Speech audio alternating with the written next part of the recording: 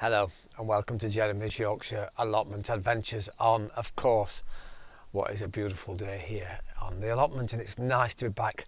It was a very, very busy day the other day at Normanby Hall Food and Flower Festival, and I met some lovely people throughout the day. It was a great experience, but what's magnificent is to come home and pick your very own strawberries. Look at that, that's in one pick. It's really, really lovely to see, and they taste absolutely delicious. They taste like strawberries should taste, sweet and delicate, and I can't wait to have those with a little bit of vanilla ice cream later on, sliced to perfection. Well, what was lovely there as well is at the Food and Flower Festival, not only meeting the stall holders and all those other people and visitors, but I was lucky enough to meet a chap called Doug Stewart.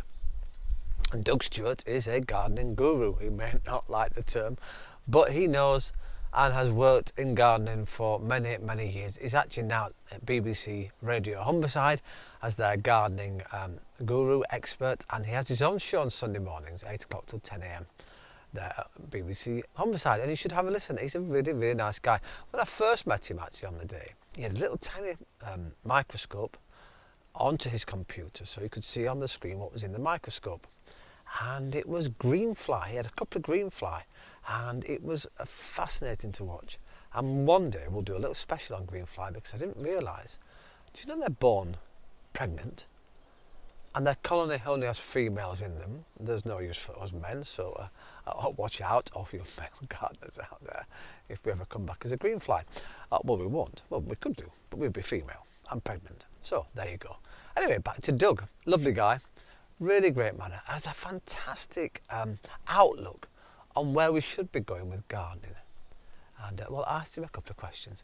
And this today is a special, all about Doug and what he thinks we should be doing in our gardens. I'll see you afterwards.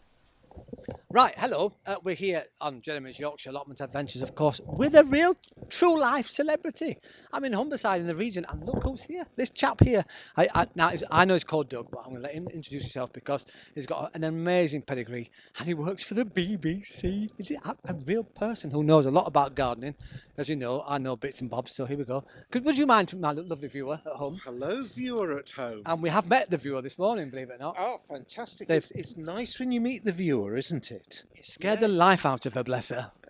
Dear, oh dear. But yes, so I'm Doug, Doug Stewart. I'm a gardener and have been a gardener really all my life. And how did you get into gardening? Because how did that start? Right, well, it started at, around about 13. Not having enough, I don't know if you can relate to this when you think back to teenager years, not having enough money. Because as a teenager, you're always short of money. And I got an allotment, and I started to grow vegetables for the village shop. And when I was at school, the village shop would nip across the road and they would cut some cauliflowers or some cabbages. And on Saturday, they used to give me a little envelope, and that was my money for the week. And this got me into the idea that you could grow and you were growing your own pocket money. And I think Mum and Dad liked the idea of this as well, because they didn't have to quite shell out for everything. And that got me into it. And then really I enjoyed growing.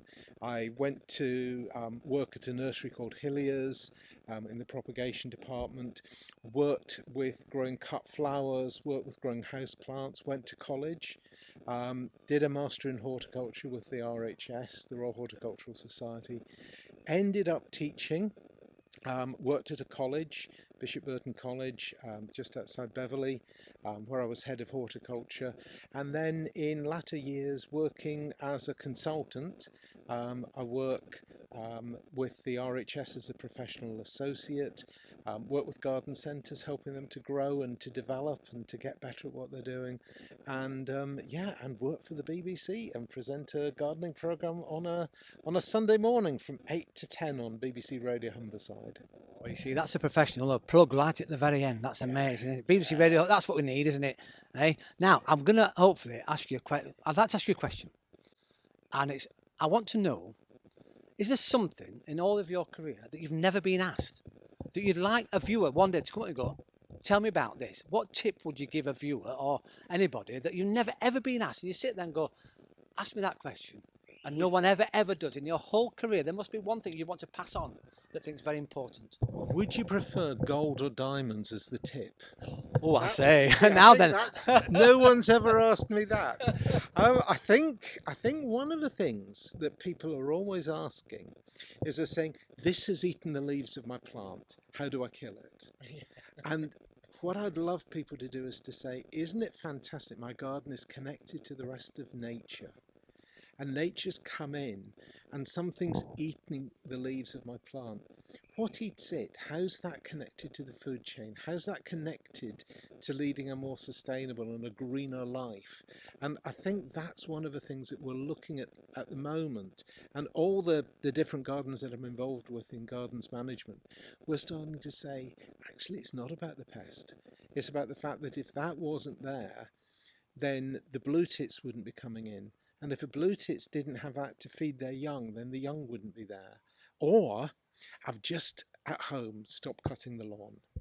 And so last year, no cut in the back lawn at all. And this year I've decided to do a little strip around the edge so it looks gardened and a path through. And as I was doing that, there was this very, very little sort of these little paths, these little trails, these little runs that were going through. And I was sort of, what's that? And you think, oh, that's rats. But won't tell the neighbours. So you do that. And then I was sitting with a cup of tea in the evening and I saw these little voles running from one side of a garden to the other. So they must have been walking around Beverley with little suitcases saying, we're looking for a garden. We're looking for a garden, haven't found the right one.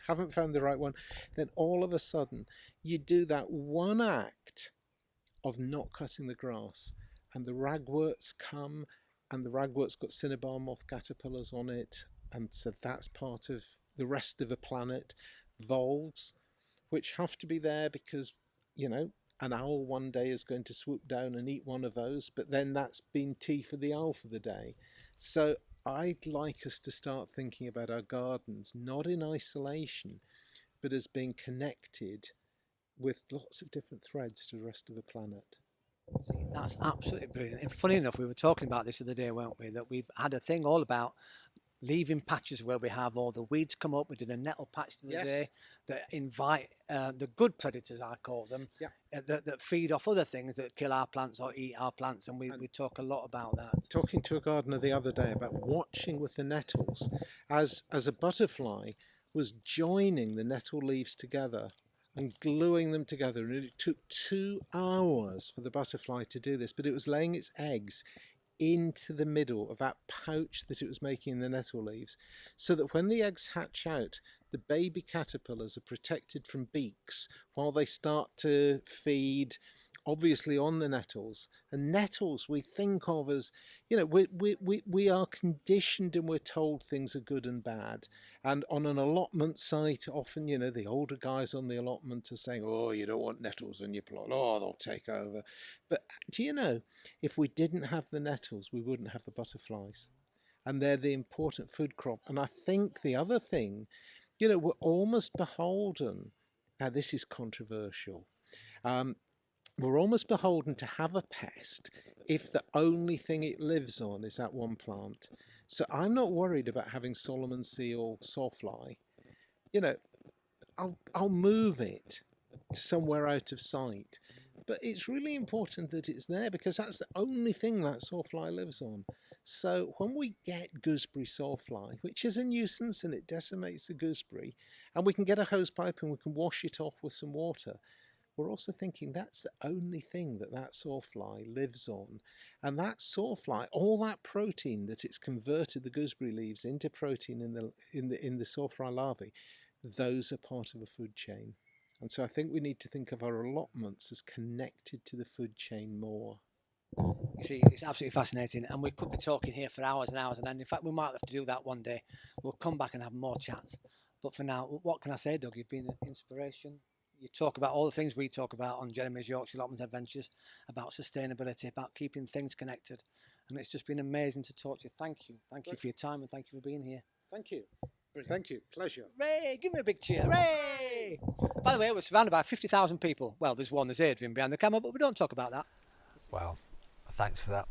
I'm sitting here enjoying my cup of tea. So, once again, thanks very much for watching Jeremy's Yorkshire Allotment Adventures. If you really enjoy the show, please press the subscribe button. If you press the bell as well, any notification you get, it goes ting ting or some sort of sound, and it'll tell you all about that I've posted a new video here on oh, by the way, just like to apologise for the actual film of Normanby Hall. I must have said amazing, fantastic, superb about 1,000 times. I will have to try and get those out of my head. Ta-da.